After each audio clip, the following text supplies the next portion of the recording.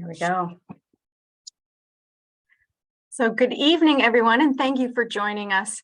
Welcome to the Heritage Hour. We're grateful that you've chosen to spend your time with us tonight. My name is Erin D. Richard, and I am the Curator Supervisor at the Oil Museum of Canada, located in Oil Springs, Ontario. I'll be your moderator for tonight's Heritage Hour, titled Winter Sports and Recreation. Winter can be long, cold, and dark. We need to find ways to make the short daylight hours and endless evenings pass by more quickly and enjoyably.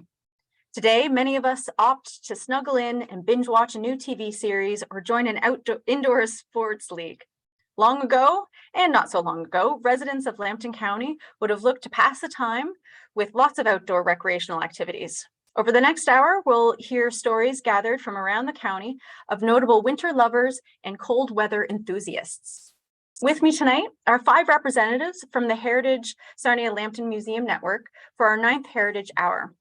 If you're interested in viewing some of our previous discussions, you can access them online at heritagelambton.ca or on the Lambton County Archives YouTube channel. I'll also be recording tonight's presentation, so if you want to watch or share with your friends and family, watch again or share, it will be online. We'll send an e-blast with the link to everyone who registered to the event tonight when the video is available. If you have any questions during the presentation, please use the Q&A button found at the bottom of your screen or type it in the chat. I'll read out the questions after all the panelists have shared their presentations. You can also use the chat box to make comments and talk with other attendees. Just be sure that you're sending your messages to all attendees and not just panelists. Let's start the chat off by everyone sharing where they're from. So I'll be introducing each presenter as we go, and we will finish up our evening with some updates from our community museums and a Q&A. So our first presenter tonight is Nicole Azolas. She is the Archivist Supervisor of the Lambton County Archives, located in Wyoming, Ontario. Nicole holds a degree in classical archaeology with a minor in ancient languages and a postgrad in museum and gallery studies. She is currently pursuing an Executive Master of Business Administration with a specialization in innovation leadership from the University of Fredericton. Thank you very much, Nicole. Go ahead. Thank you, Erin.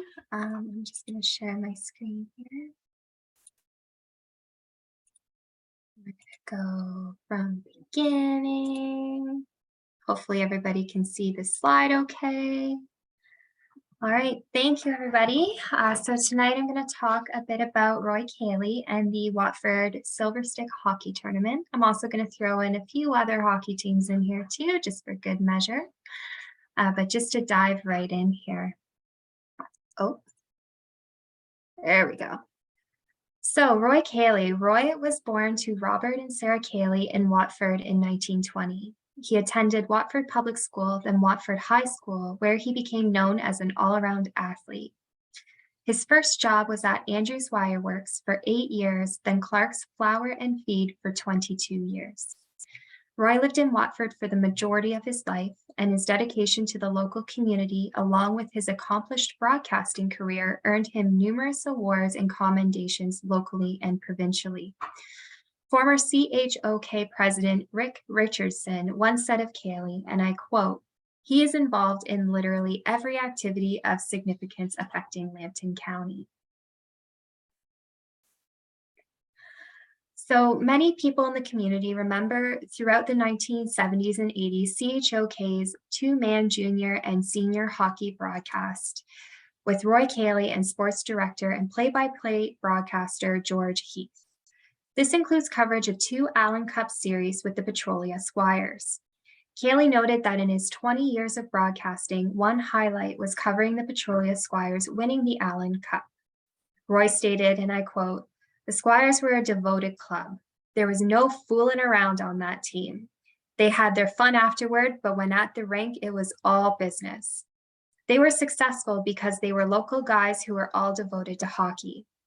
I also remember the Sarnia Bees winning the Ontario Junior B Championship with Teddy Garvin as the coach." So here we're going to segue a little bit into further back in history and talk a bit about the backstory on Watford hockey history before continuing on with Mr. Cayley and the Silver Stick Hockey Tournament. Since the early days in Watford, it was a hockey center. In the early 1900s, the local team played with no substitutes. So these individuals played with no substitutes, and they played the full 60 minutes of the game. So there's two 30-minute halves with a 10-minute break at halftime. At the time, during that, in the early 1900s, there were 7 players on the ice having a rover in addition to the 6 players, which you typically see in hockey today. The community has grown multiple professional hockey players, including Terry Hallbrook, who was the first Watford minor hockey player to play the NHL when he was drafted to the LA Kings in 1970. So that brings me to Silver Stick Hockey. So Roy was the first president of the Watford Hockey Association and served for 10 years in this position, after which he remained an honorary member. His interest in hockey led to the organization of the International Silver Stick Hockey Tournament, which teams take part in annually. Roy was the chief organizer of the Silver Stick Minor Hockey, moving the competition from Ottawa to Watford. The first Silver Stick Hockey Tournament in Watford was in January of 1960. Cayley was the tournament director, and for several years, he was commissioner of the Silver Stick Association. Later in 1973, he sat on the board of directors. The Silver Stick Hockey program is organized to promote citizenship and international goodwill and to foster sportsmanship through hockey. The first tournament Watford saw had a total of 22 teams in Pee Wee and Bantam divisions. And then by 1998, there were 77 teams in the Bantam division alone. So it grew exponentially. So when Roy won the Broadcaster of the Year award in 1988, and it was noted that a typical broadcast day would begin with 3 hours in the morning in Sarnia, followed by a midday commute to county council meetings, then back to Sarnia in the evening to broadcast commentary for Sarnia's Junior B hockey team. On weekends, one would find him appearing as the master of ceremonies for numerous county functions or diligently planning sporting events such as the Albinston Road Race and the Watford Silver Stick Hockey Tournament. His last official broadcast duty was at the Brigden Fair in 1991. Afterwards, he returned for specific assignments, including some sports coverage and the daily Cayley Country Spot. After his retirement, he continued to write the weekly sports column in the Forest Standard called Let's Talk Sports. Roy received many accolades and commendations for his hard work and dedicated service to the local community. Among this includes a 1966 citation by the Minister of Education for his organizational ability to inspire the community, 1978, a commemorative picture and plaque by the Watford Minor Hockey Association to honor his community involvement. In 1983, the Media Recognition Award by the Ontario Hockey Association. And then in 1986, he was Watford's Citizen of the Year and also received the Corps d'Elite from the Ministry of Tourism and Recreation. 1988, he was named Central Canada's Broadcaster of the Year, and he also won the Bud Morrison Trophy by the Sarnia Lambton Sports Hall of Fame. And then later in 1992, in recognition for his tireless work, he was awarded the 125th anniversary of Confederation medal commemorating several decades of service to Lambton County. And in the end, the Watford Silver Stick Hockey Tournament did become known as the Roy Cayley Memorial Silver Stick Hockey Tournament upon his passing. That's it. Thank you. Thanks very much, Nicole. All right, so next we have up is Kaylin Shepley. She's the curator of Sombra Museum. She's been in her position since 2017. Her educational background is in languages and history, and she's currently completing a program in museum studies. Last year, Kaylin co-authored her first children's book based on experiences at the Sombra Museum. Go ahead, Kaylin. Hey, everyone. Let me just share my screen here.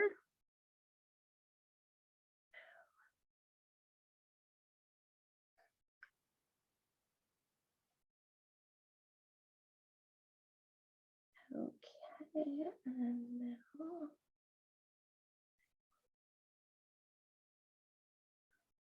Okay, can everyone see my PowerPoint? Yep, you're good. Okay. Okay, so tonight I'm going to talk about ice and snow recreation in the former Sombra Township. In the background there, we have a photo that's kind of incidental to the recreation part of ice and snow.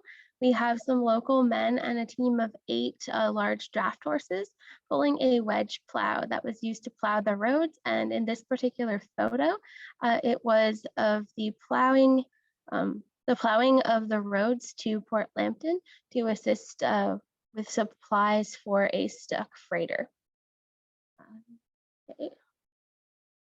Okay, so St. Clair Township, the Sombra Township in particular, is well suited to winter sports activities and recreation outdoors. So we're bordered on the west side by the St. Clair River, and the Sydenham River snakes back and forth through this part of the township, as well as various creeks such as Indian Creek. Before the addition of industrial activities along the St. Clair River, it regularly froze solid throughout the winter. And in fact, people were able to drive and skate across to Marine City and other ports in the United States for recreational activities. And one of the interesting facts is after Christmas, a local man would take the Christmas trees and put a safe path across the river for heavier vehicles, such as automobiles.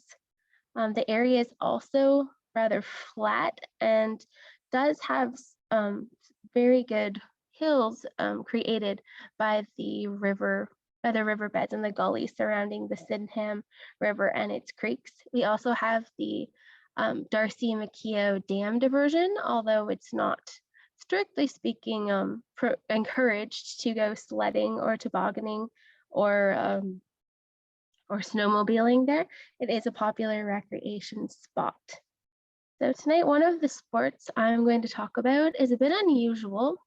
I hadn't really heard of it before finding it in our archives, or hearing a story actually from one of our volunteers, but it's called skate sailing. It's still somewhat popular today, although more so on rollerblades and skateboards. So skate sailing was a sport that basically popped up in the late 1800s.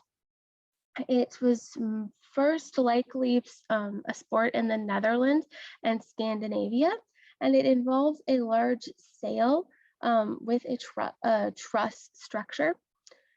And you mount it on your skate at the toe of your skate and hold it over your shoulder, the windward shoulder. So the sail is between you and the wind, and it propels you quite quickly over the ice.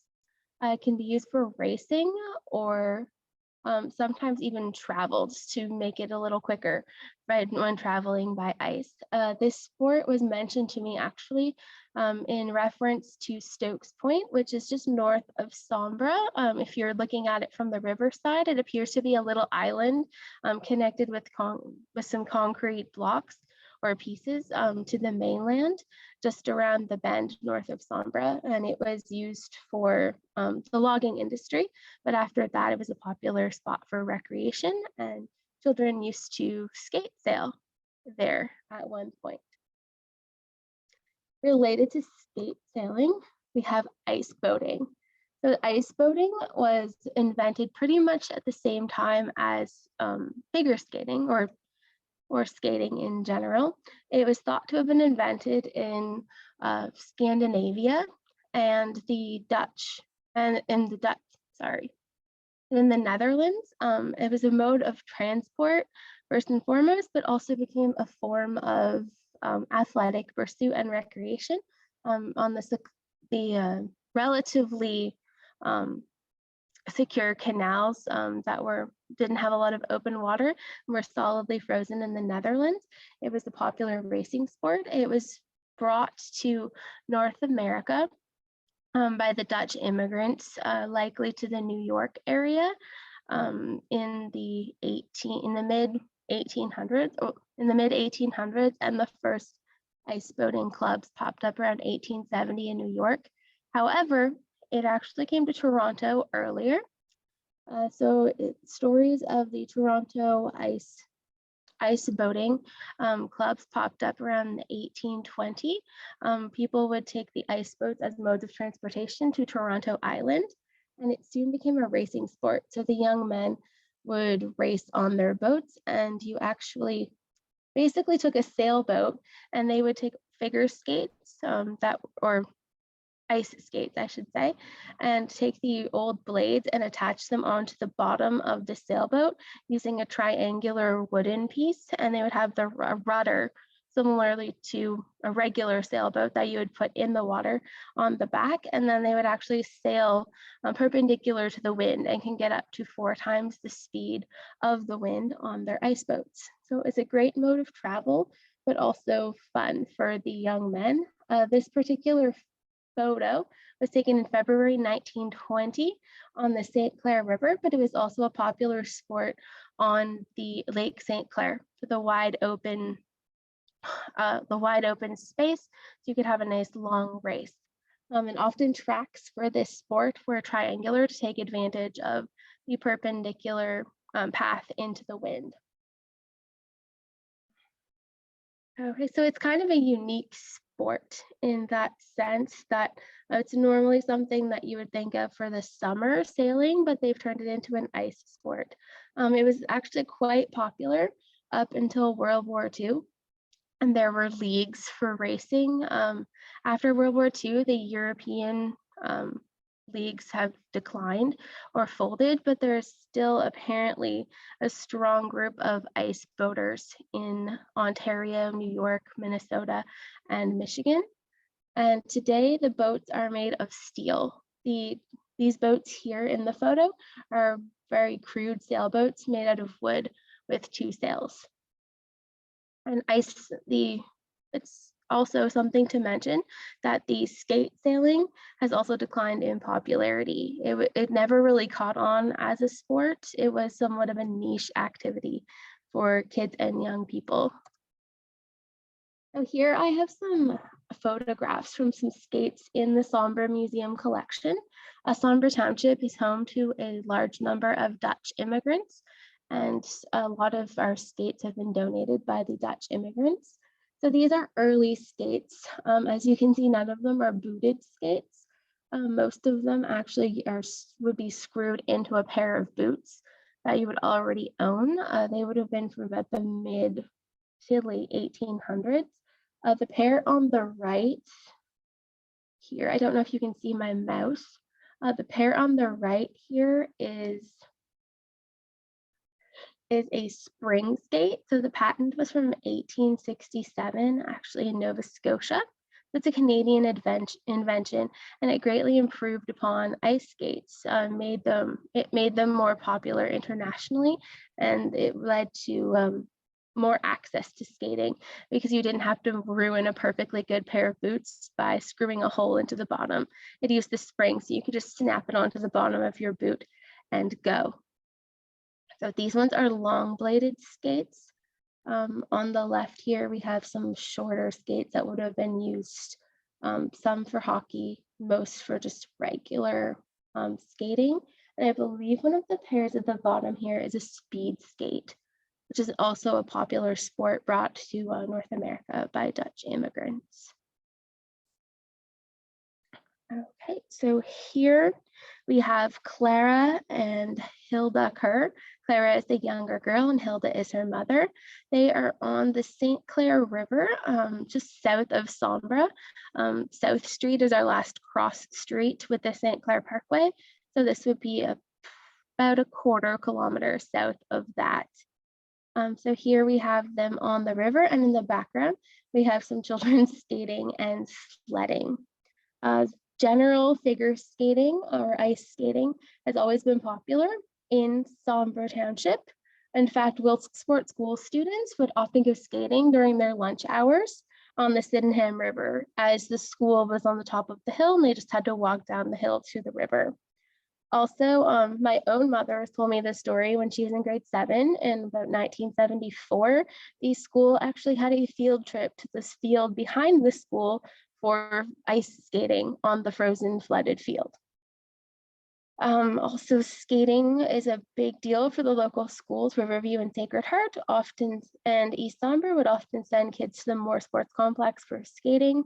And pond skating and skating on the Sydenham River are also popular pursuits. I remember skating on the river as a child, and my parents and people of the similar generation who've grown up in the 50s, 60s, and 70s have told stories of playing hockey on Indian Creek, which is on Bent Path Line, about halfway between Highway 40 and Kimball Road.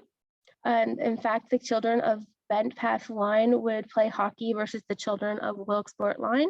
And there were about 40 or 50 kids that would be on each road that would come down to the creek to play hockey and skating. And they would also have family skating parties on the Sydenham River, which crosses Bent Path Line, Wilkesport Line, Smith Line, and many others. Skating by the bridge was a popular pastime on weekends. The whole family would go down and the parents would light a bonfire on the edge of the river, and the kids could roast marshmallows and skate and play hockey. Unfortunately, the river isn't often frozen solid enough to do that reliably these days, but it is still frozen enough for some snowmobiling and some skating. And next, we have tobogganing. I apologize for the photo quality here. It's a photocopy from quite a long time ago that was in our archives. So this is who we believe to be the Stover family, Mr. and Mrs. Stover. And you can see they're in a sleigh. It looks very much what we would think of as Santa's sleigh with their horse. And they're in front of one of the houses in the village. We believe one of the Stover homes.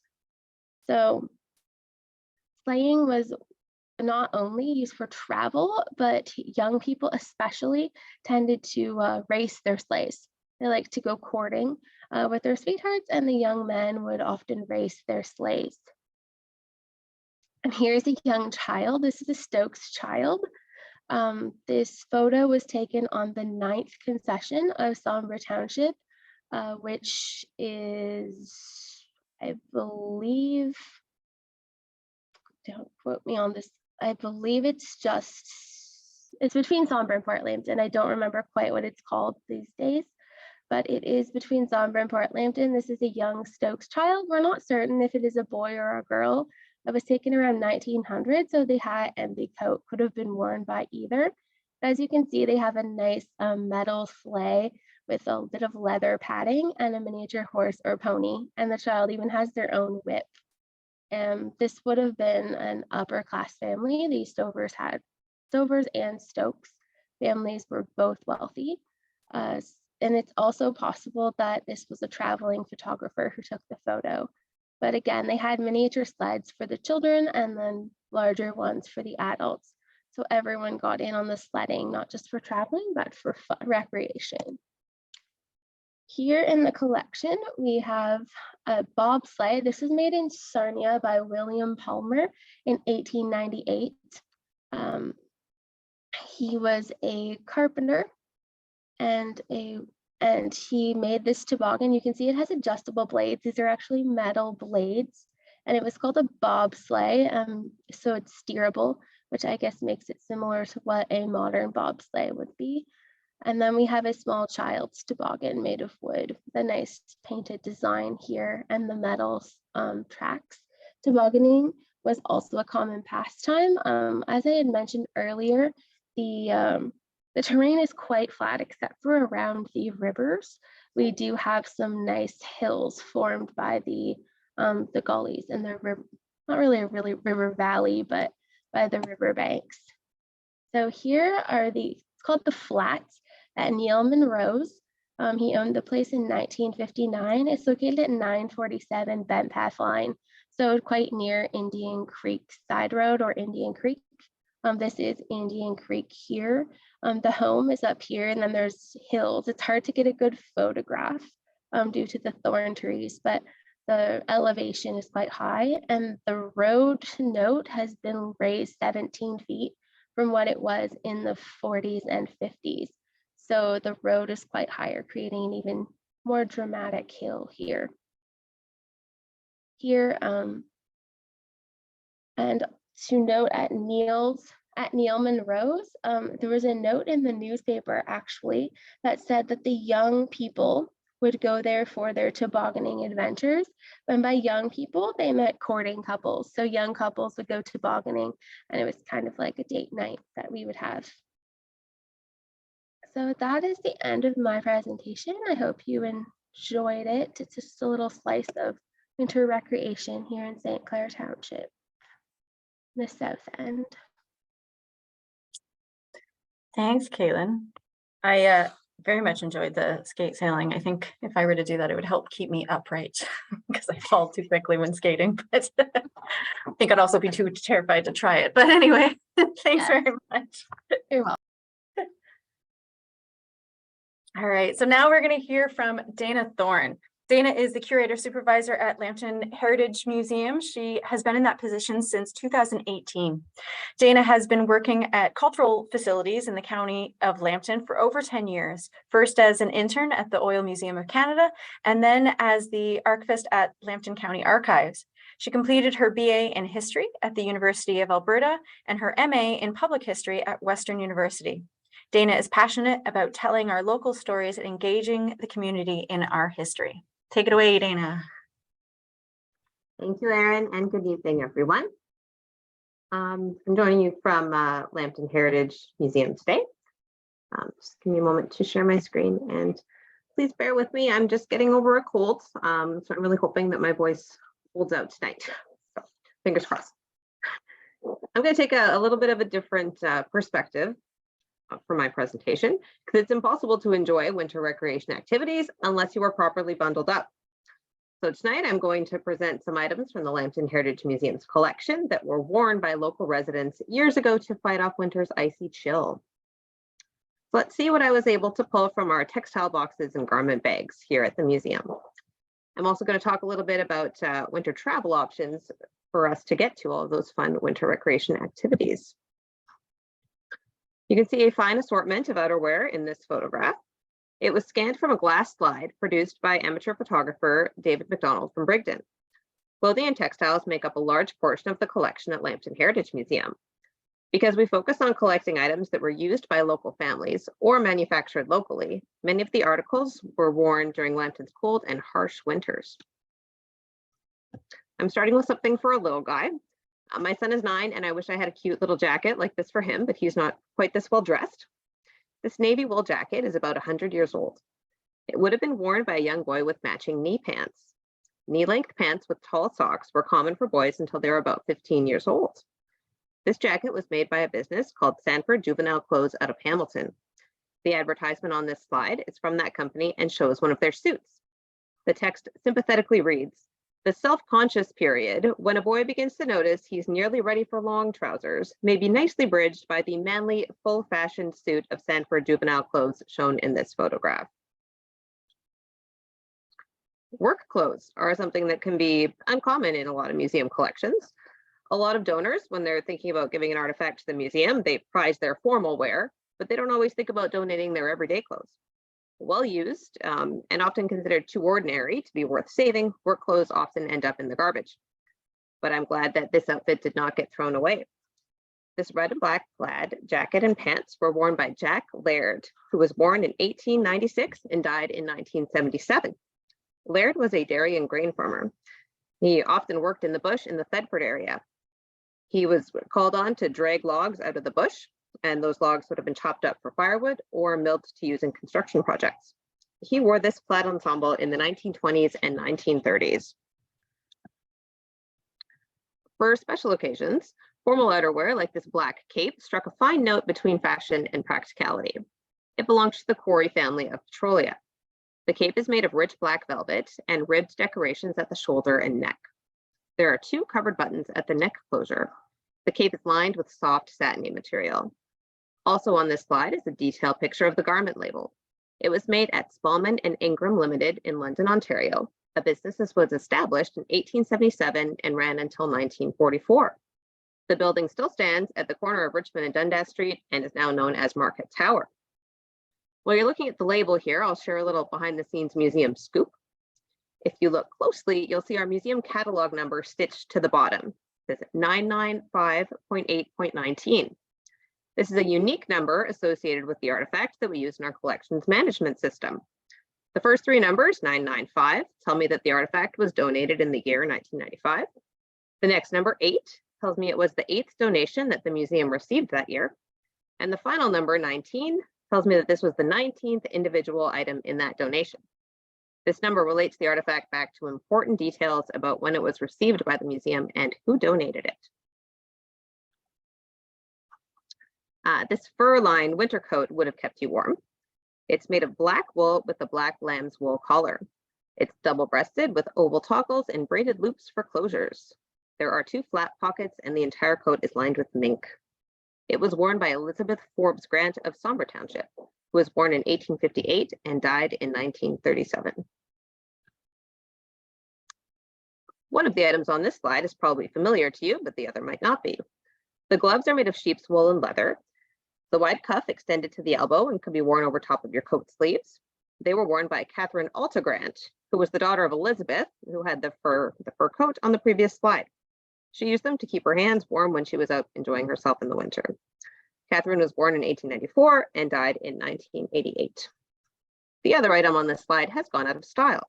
It's a muff. Muffs were usually carried by women and children.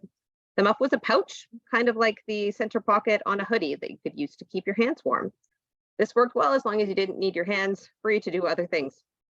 The muff is made of fur and lined with brown silk. The brown silk is ruffled at the ends and the sides where your hands would go in.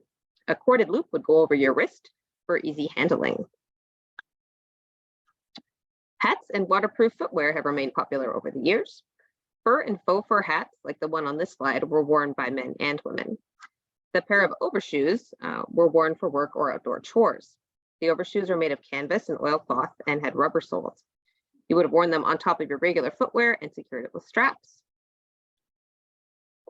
So now that we're all dressed in our winter finery, how are we going to get to our fun winter activities? The image on this slide shows members of the Corey family on a sleigh in Petrolia. They owned the black velvet cape that we looked at on an earlier slide. Specialized vehicles allowed Lambton residents to travel in the winter. It was sometimes easier to travel in the winter than the summer months. In the 1800s, there was limited access to Lambton County's interior on roads and railways. In the summer months, wheeled buggies encountered ruts and mud and often got bogged down. This improved gradually as better roads were built for smoother travel. But in the winter, travel was sometimes easier because the ground was frozen, and they could use specialized vehicles to travel in the snow. One of those types of vehicles was a sleigh, like we see the Corey family in right here. They allowed an entire family to travel together in a single vehicle. Sleighs were practical and effective at moving across the ice and snow. Another popular winter vehicle was a cutter, and you can see several in this image. This picture was taken in front of the Royal Hotel Arkona in 1902. You can see a cozy cutter blanket in the front left corner, which was another necessity if you were going to be traveling in the wintertime. Cutters were lightweight and open. They usually had a single seat that could hold up to 2 people. Cutter styles varied, but had some consistent traits. They had graceful, curved runners and colorful bodies with decorative details. They were popular for courtship, as young couples could snuggle up in the small seat.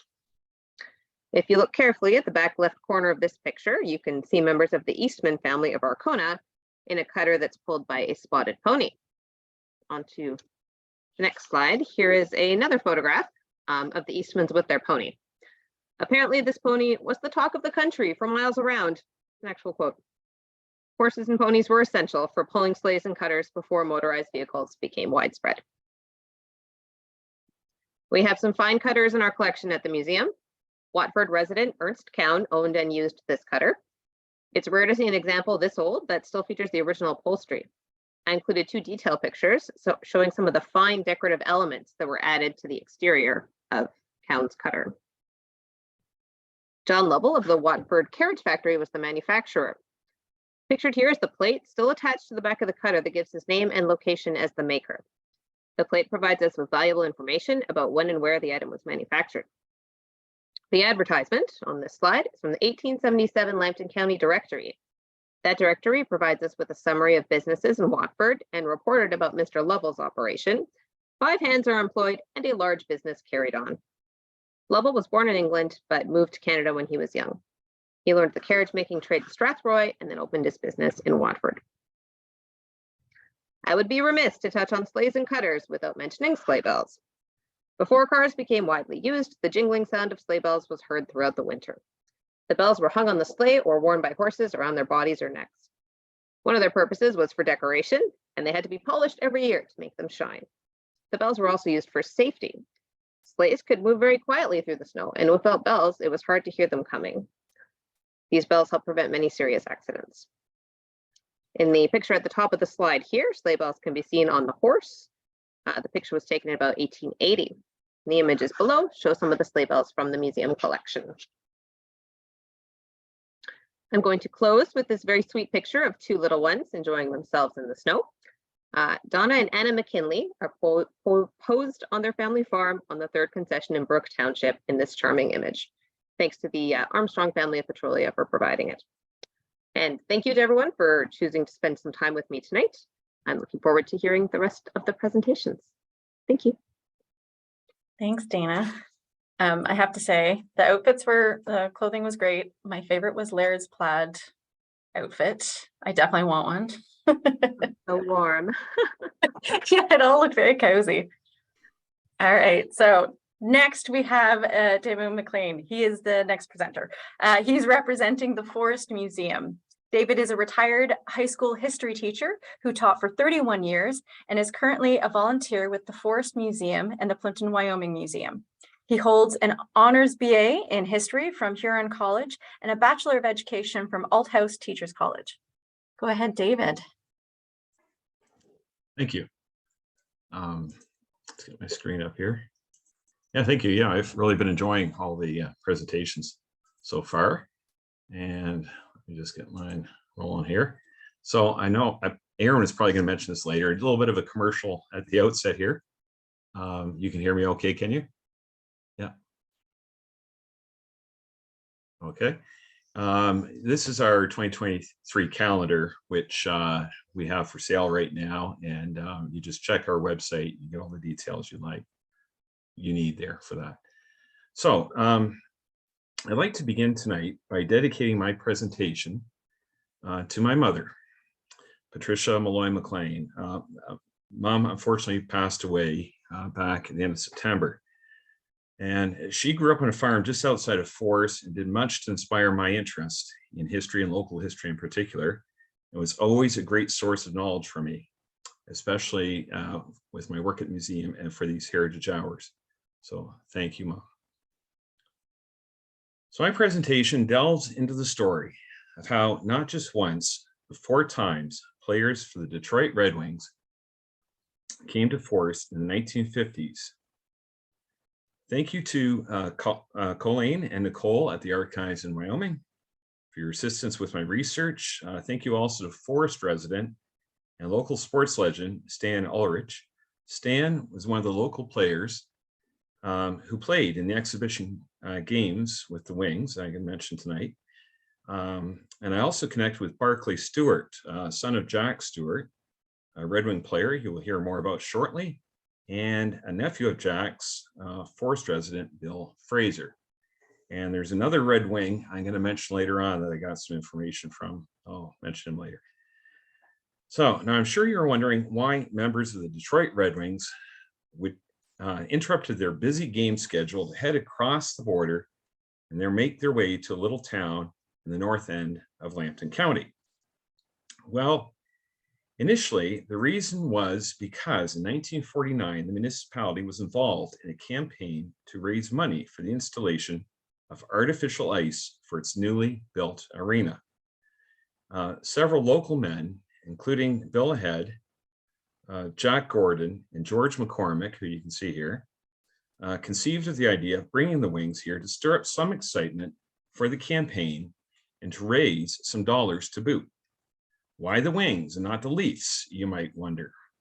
There are a couple of reasons. First, George McCormick here worked in Detroit as an auto insurance salesman and had connections with the Red Wings organizations. He had seasons tickets to all their games, so he got to know the players and the management quite well. Secondly, a local gal, Lois Fraser, pictured here, had recently married Red Wing defenseman Jack Stewart, pictured here. And the pair had met due to a friendship that had developed between their families who shared a love for horse racing. Lois Fraser's family owned the world famous pacer, Doc Stanton, who Lois is standing beside right here.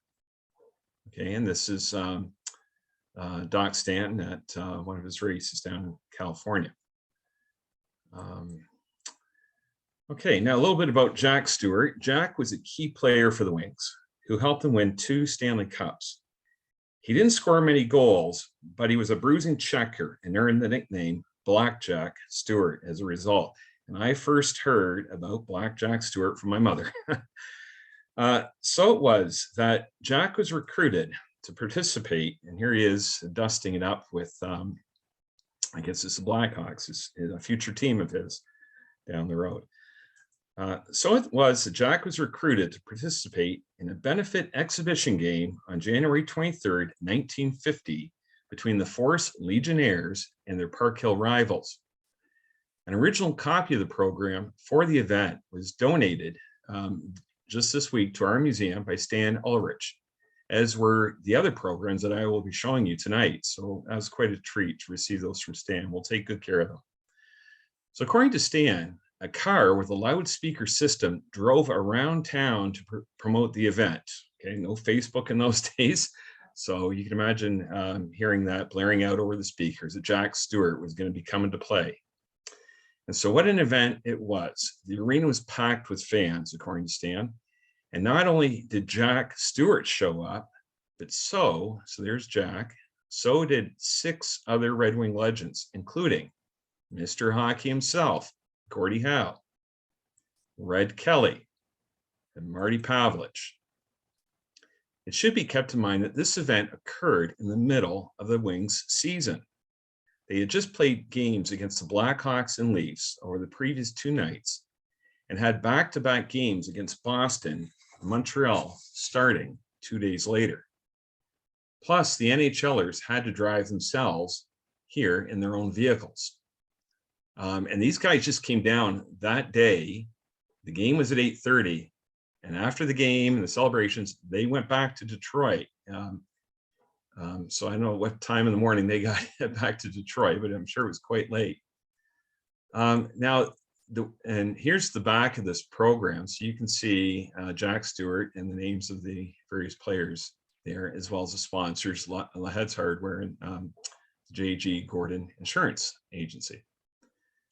So now the Wings did not play in the game. Rather, they served as the on-ice officials.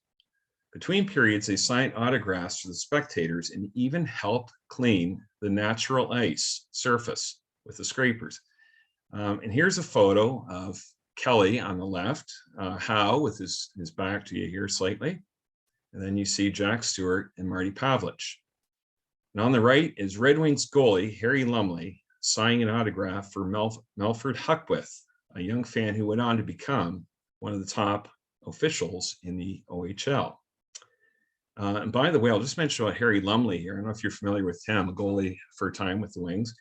I read that he was the youngest goalie ever to start in the NHL, 17, back during the war years. There was a shortage, a lot of players had gone off and whatever, but the Wings got him. And he was between the pipes starting at the age of 17. So the final score of the game was, unfortunately, a heartbreaking 2-0 loss for the home team. Now, this is the back of the program for the event. So you can see the names of the players, and there's Stan Ulrich, you can see his name there, but in the Force squad. And I know it's kind of hard to see here, but if you look sideways up beside the Park Hill there and the big signature there, Jack Stewart. If you turn your head the other way, you can see Gordon Howe. So Gordie Howe right there. Okay. And I think Ray Kelly's name is on there too. So that's quite something to have that program. So following the 1949-50 season, Jack Stewart was traded to Chicago, where he captained the team during his last 2 seasons in the NHL. Here he is Okay, so there he is, Jack Stewart, with his new team. But here he is in October of 1951. I'm sure you can make out some of the people in this picture here. It's 1951. She was still Princess Elizabeth, and Jack, his back is turned to you, shaking the hand of Prince Philip during a game at Maple Leaf Gardens. Now, there were 3 other occasions in which Red Wing players visited Forest. Unlike in 1950, however, the visiting Wings played in each of these games. On January 21st, 1952, Gordie Howe returned to Forest, this time accompanied by teammates Marty Pavlich, Ted Lindsay, terrible Ted Lindsay, Red Kelly, Dmitro, or his nickname Metro Pristai, who is actually of Ukrainian descent, and goalie great Terry Sawchuk. I don't know if those names mean much to the younger generations now, but they were big back in. Still, those are names. You know, I don't remember seeing Terry Sawchuk play, but certainly his name is legendary in hockey, as is Howe's and so on. So the Wings split themselves up between the Forest Frigidaires, a squad of local players sponsored by Lahead Hardware Store, and the Princess Patricia's team from Camp Ipperwash, from the Army base there. The game was a high-scoring affair, with the Princess Patricia's prevailing 14-8. And I'll just point out, there's a name you'll see there, number 18 for the Forest squad there. That's the father, Johnny Bernard. He's the father of a childhood friend of mine. I knew Johnny. Quite a nice man. And anyways, so now I have something very special to share, courtesy of Black Jack Stewart's nephew, Bill Fraser. It is a photo of some of the game action. In it, you can see Terry Sawchuk. Now, the goalies switched ends in this game. That's Terry Sawchuk in net in Forest, along with the Red Wings number 7 out front of him there, Ted Lindsay. And Marty Pavlich is raising his arms because he's just scored on Sawchuk. And now Gordie Howe, his back is to you in front. You might be able to make out the number 9 on his back there of his jersey. And then in the white jersey there near Gordie is number 7. I'm not sure, but I think that is Fraser Forbes, according to the program. And to the right of Fraser Forbes is Art Lahead, the captain of the Frigidaires. Something also interesting about this photo is that it was the first one sent as a wire photo from Forest, apparently. You can read that at the bottom to the media. Now, I just had a little fun with this photo. I went and I colorized it just to see what would happen there. So I don't know if that gives it some life or not. I know the colors are not totally accurate, but I had some fun doing that. So anyways, the third time the Wings came to town, oh, sorry, in this photo, I just got this one today from Bill Fraser. And this used to hang at the Yoke restaurant here in town, but this shows all the players for the 2 teams. And we've got all the names for them, and there's Stan Ulrich down here. And if you follow my mouse, there's Gordie Howe, and there's Terry Sawchuk beside him there. Okay, so it's nice we've got all the names for the players here. So the third time the Wings came to town was later that same year, in 1952, on November, I should just back up here for a second, on November 24th. This time only 4 Wings were able to make the trip: Red Kelly, Ted Lindsay, Metro Pristai, and Marty Pavlich. Howe and Sawchuk had been scheduled to play, but were unable to do so due to injuries. Okay, so the last time in the 1950s that the Wings came to town was for a January 30th, 1956 match sponsored by the Forest Legion Branch 176 and the Forest Rotary Club. The Wings were the defending Stanley Cup champions at the time, and this event showcased the largest number of their players to visit the town for an exhibition game. You can count them up there. There are 9. Imagine that, 9 players from in midst of the NHL season making the trip up here to Forest to play. They obviously enjoyed coming up here. Now, unlike in previous matches, the Wings played on the same team for this game, supplemented by a few locals for a game against the Forest Lakesides. Stan Ulrich played on the Wings team, as you can see here, and remembers how thrilling it was for him to play with the NHL Stars. Now, Stan himself was a decent player, from my understanding, and he once played for a Boston Bruins farm team down in Washington. And I have an image here of the autograph that Red Kelly signed. Oh, sorry, I've got the autographs in the back of the program here. So Earl Riebel, known as Dutch Riebel, and Marty Pavlich. This is Lefty Wilson, the black and white photo here, and then Murray Costello up in the right side here. And this here, it was his birthday, apparently. Ted McHale, a local history buff, a guy I lean on quite a bit for learning about local history. Ted McHale was celebrating his birthday with a trip to the game, and Red Kelly signed it to Ted with best wishes. There we go. Okay, so now to finish off here, there are a few things I should let you know about. One is that the Forest Arena did eventually get its artificial ice making equipment installed in the fall of 1951.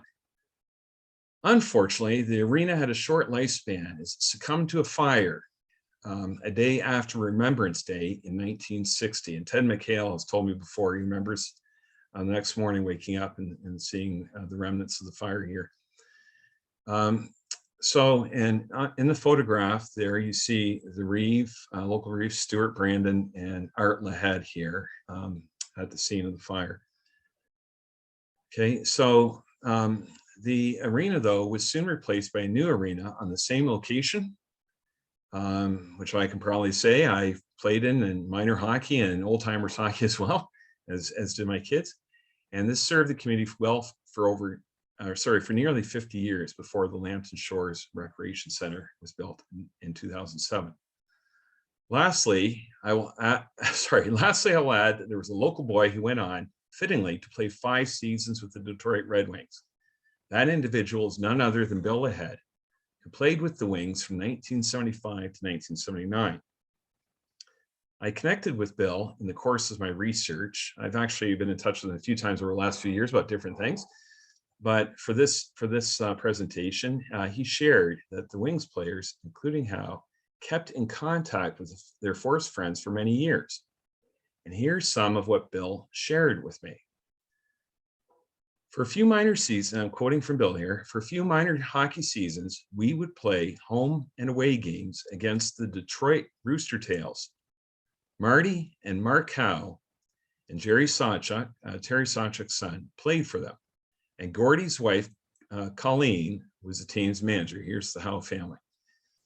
Each winter, they would come up to Forest for a game, and then we would travel down to the Gordie Howe Hockey Land in St. Clair Shores to play them. We were very fortunate to have a couple of those games played at the Olympia. What a thrill that was.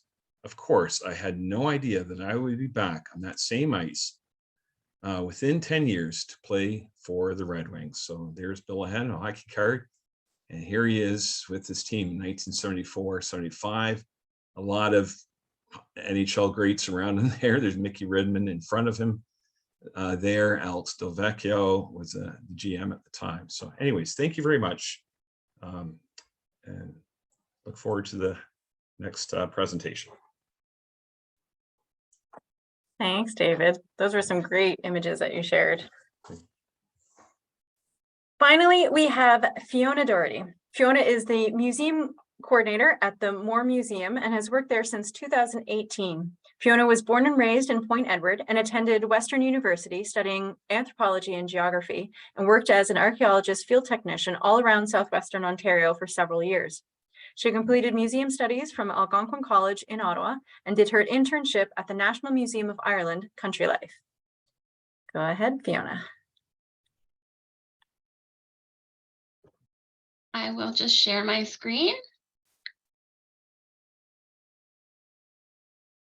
That working for everybody?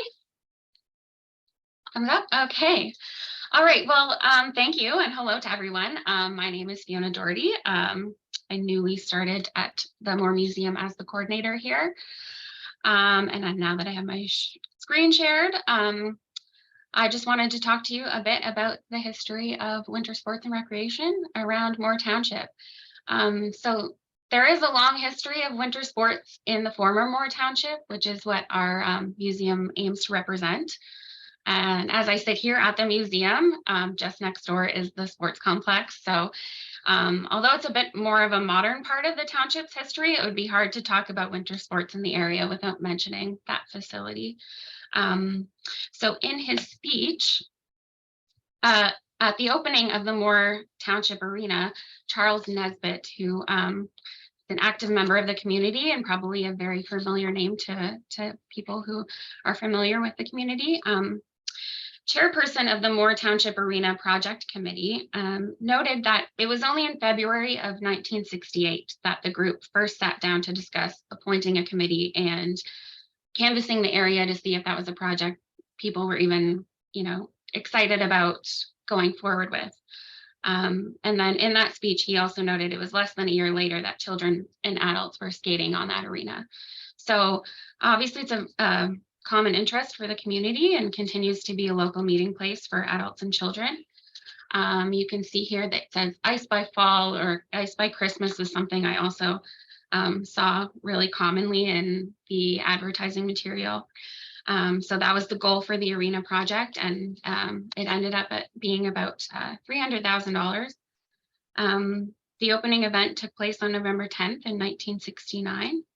And then it was just in the 70s that they decided to expand. So the facility got the nickname MAC, the Moore Arena Complex, and it was believed a complex would better serve the community. The new sod turning was planned for 1974, and plans included the addition of an outdoor swimming pool, more ice time, indoor swimming pool, and public meeting space. And we know now that, there's a library and there's a lot that the complex has to offer. Public subscription for the project was set at $100,000. And there were many volunteers who canvassed the community, and that goal was exceeded. So that's just a very brief history of the facility here, which is obviously a hub for children and adults in the township and surrounding areas as well. The other story that I wanted to share with you today is a little different. It's the story, it's written by Wallace McBean. He's pictured here. And it's a story about a trip that he took up Bear Creek River in the winter of 1965 on ice skates. And he entitled this story Exploration Conquest 1965. In his words, it's the story of 6 enthusiastic and venturesome skaters from Brigden who set out on an expedition to reach Petrolia by way of Bear Creek. So the other men who are in our picture here from left to right, we have Wayne Wanner, at the time was a student at LCCVI, Ray Smith, who was the proprietor of Smith's Shoe Store in Brigden, Glenn Eastabrook, who is the kind of striking man in the center there. He was the principal at the time of this photo, the principal of Moore East Central School in Brigden. And then Wallace McBean, who I talked about previously, who's the author of the story that we have in our collection. Jim McBean, next to him, was his son and a student at LCCVI, and then Bob Pollard to the left there, also a student at LCCVI. Not pictured here are Mary McBean and Grace Capes, who were recruited by the team to help them with their adventure, to drive along the route that they were going to cover and carry supplies that the men might need along the way to keep them motivated. So I have a little map here. It's a little bit hard to see, actually very similar to the map that Kaylin showed earlier. Yeah, so I just outlined a couple of the townships, or the former townships, to make it a little bit easier to see, but we have Moore, Enniskillen, and Brook at the top, and then Sombra, Don, and Euphemia on the bottom. The St. Clair River, obviously on the left, and Michigan over to the left as well. Then we'll just zoom in a little bit. You can see Brigden at the bottom left there and Petrolia at the top right. The meandering black line that connects the two is Bear Creek River. It flows in a southwesterly direction across Lambton County from within a few miles of Arcona, and it unites in the former Sombre Township with Black Creek to form the northern branch of the Sydenham River. And then if I go forward a little bit, that's the route that the men took on that day in 1965. I did map it out on Google Earth, and the trip is about 18 kilometers. So it was quite the experience. I've read through Wallace's account of their trip several times, and I'll say that the one thing he doesn't speak to are the group's motives for making the trip. I suspect it was just for fun and to prove whether or not they could. They did do a previous attempt a few years earlier, and it was unsuccessful. They had to abandon that about halfway through. Wallace did note that the creek was well frozen with no snow on top. The air was clean and the sky was overcast. A strong south-southwest wind was, in his words, a boon to the expedition, though Bear Creek in its meandering course flows virtually in every direction of the compass. So a difficult trip for sure. So the men had planned designated spots to meet up with their mobile units, as they called them. Moore-Enniskillen Town Line Bridge, 8th Line Bridge, Morrison Side Road Bridge, and the footbridge at the end of CEE Hospital in Petrolia, which if you look at the upper right of your screen, that was the end of their journey. So Smith took the lead, carrying a hockey stick to probe any suspicious areas. The 3 younger members followed, and in Wallace's words, he said they were like pups on their first foray beyond the limits of their backyard. They darted inquisitively here and there, and then as counterparts of the hare in the age-old fable, spurted on ahead only to sit down and wait for the slower traveling tortoises. I do have this other quote from his story, which is it's very interesting, and I can make available to anyone who wants to read it, but would be interesting to anyone who has a knowledge of local areas. So throughout the early stages of the expedition, he made a lot of puns.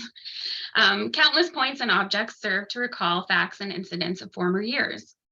This was the bridge that artist Edward Johnson used in several of his oil paintings, done to preserve pioneer scenes and living in Moore Township. There was the spot where Grant Shaw finally headed off his sow one calm winter night after she had broken out of her pen. Over yonder is the mark where a pioneer named Lincoln and his son dug a well by hand, hauling the clay by windlass, only after reaching a depth of about 100 feet to have it blow in with gas and fill with water while they were gone from the site. So the quote goes on for quite a while, but if anyone's interested in it, I can send along the story. So the first point in which they tried to rendezvous with their cohorts was a bit of a letdown. Only one of the ladies was there to meet the travelers, and unfortunately it was the other lady who had brought the coffee and refreshments for them. So after a very short meeting, they decided to travel on and hope for the best at the next stop. The snow was starting to pick up, and they wanted to beat the weather if possible. Open water soon became another problem. The men were sometimes forced to walk along the banks to bypass that hazard. Although Wallace did mention that having been denied the anticipated coffee at Moore-Enniskillen Town Line Bridge, some of the party began to be thirsty, and in order to quench their thirst would lie down on the ice at considerable risk and gulp a few mouthfuls of creek water. Which doesn't sound very appetizing, but in his words, he said, though polluted and condemned, it nevertheless, in wintertime, looked and tasted good. So The wind was increasing and the snow getting thicker. Wallace notes here that the winding route of the creek caused them to skate into the wind often, and it made the travel slow and laborious. As I said, he's very articulate, and one of his quotes is, "The washboard surface conditions virtually set dentures chattering." So as they arrived at the second rendezvous point, they were again disappointed. The mobile units had come and gone, not knowing if they were ahead or behind the skaters, because without cell phones, I guess. So McBean Jr. and Easterbrook dropped back in time at this point, kind of casually, and then caught up with their friends, having traded pants. So they reappeared having changed some clothing. Mr. Easterbrook having donated an outer pair of pants to the younger McBean, who had gotten soaked along the way. So it was just after this that the men started to become separated. They trickled into the last meeting point with their helpers, who did eventually meet up with them at least the one time. Glenn Easterbrook and Bob Poland wasted no time at that final resting stop, and they carried on their way. But it was here that the rest of the skaters decided not to follow them. So with the high points and lights of Petrolia in their sights, the two remaining kept working their way towards the final destination, not knowing that the others weren't following them anymore. And they ended their journey at the footbridge in Petrolia, just south of CEE Hospital. I do have one more, just little map. Oh, let's go back. So that's just a good map of the meandering journey that they took. And again, if anybody's interested, it's a really interesting story, and I have copies I'm happy to produce for you guys. So I will stop sharing my screen here, and thanks again for having me. Thanks, Fiona. That was great. That was fascinating. All right, so if anyone has any questions, you can enter them now into the Q&A box. In the meantime, I'm going to provide a few updates from our community museums across Lambton County. As David had mentioned, the 2023 limited edition Forest Museum calendar is now on sale. Details on how to obtain a copy may be found on their website, which is theforestlambtonmuseum.ca, and on their Facebook page. Copies may be purchased from the Van Valkenburg Jewelers, I hope I said that right, in Forest. And this year's edition highlights artifacts in the museum's collection. There will also be calendars and lots of homemade crafts, including Christmas pots, available for sale at the Forest Legion this Saturday, November 26th, from 9 a.m. to 2 p.m. during the Legion's annual craft and vendor sale. The Oil Museum of Canada is now in school holiday program mode. Teachers can book a live session or in-person holiday program by visiting our website for the booking form at theoilmuseum.ca. And in 2023, OMC continues with our virtual talks, which is hosted by Christina Sidorko, which is our education coordinator. The next one is taking place February 2nd. Christina will sit down with the executive director, Justin Williams, from the Canadian Energy Museum. And you can watch our Facebook page for event updates there. And lastly, the Lambton Heritage Museum is also thrilled to be welcoming back schools for in-person field trips this holiday season. They are still in the process of renovating the main exhibit gallery. The new exhibit will feature new donations as well as artifacts from the museum collection that have not been seen by the public before. They look forward to exploring themes of how our communities have changed over the years and some of the things we have in common with Lambton's earliest residents. LHM's e-news and website will keep you updated with details about when the new exhibit will be opening in the new year. I don't know if we have any questions. We were just so thorough.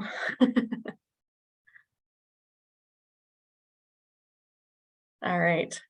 Well, if we don't have any questions, on behalf of the Heritage Sarnia Lambton Museum Network, thank you for attending tonight and continuing to support your local museums. Your support is critical in allowing us to continue preserving and sharing our local history and stories of our community. We hope to see you at our sites. Until next time, thank you. Have a good night, everyone.